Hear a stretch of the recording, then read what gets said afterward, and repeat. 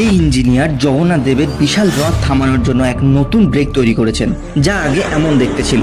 আর এই কাঠের ব্রেকের কারণে রথটি তার জায়গা থেকে প্রায় 10 ফুট এগিয়ে যেত, যার ফলে দুর্ঘটনার সম্ভাবনা অনেক বেড়ে যেত এবং মানুষ গুরুতর আহত হতো। এটা দেখে অবসরপ্রাপ্ত এই ইঞ্জিনিয়ার অশ্বিনী কুমার বাবু ভাবলেন যে একজন ইঞ্জিনিয়ার হিসেবে যদি তিনি এর সমাধান না করতে পারেন, তাহলে তার ইঞ্জিনিয়ার হওয়াই ব্যর্থ।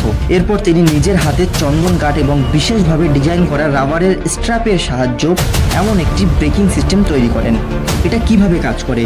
যখন লক্ষ লক্ষ মানুষ মিলে একসাথে রথকে টানে এবং যখন রথ থামাতে হয়, তখন মন্দিরের সেবায়েতরা চেইন পুলি সিস্টেম ব্যবহার করে বিশেষ ব্রেকটিকে রথ থেকে নিচে নামিয়ে দেন। এই ব্রেকটি চাকার সামনে পড়ে রাস্তার উপর নিজের গ্রিপ তৈরি করে, যার ফলে রথ তার জায়গায় থেমে যায়। গত 16 বছর ধরে অশ্বিনীবাবু এবং তার টিম একটি পয়সাও না নিয়ে শুধুমাত্র তাদের শ্রদ্ধা এবং মানুষের সেবার জন্য এই ব্রেকিং সিস্টেম রথের উপর স্থাপন করে আসছেন। আমরা অশ্বিনীবাবু এবং তার দলকে স্যালুট জানাই।